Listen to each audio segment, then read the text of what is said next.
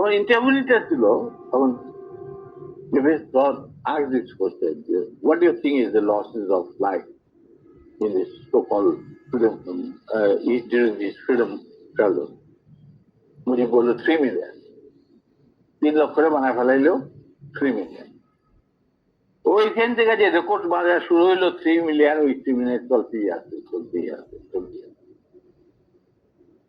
তখন after the interview Siraj ভাই, তখন মুজিব তো আর কাণ্ড করতে পারে না, he is talking to the Davis Todd একলা, যেমন আমি তোমার সাথে কথা বলছি সেরকম। After the interview was over, Mujib went to retire into his bedroom. Shiraz Bhai came and Rizal Karim came.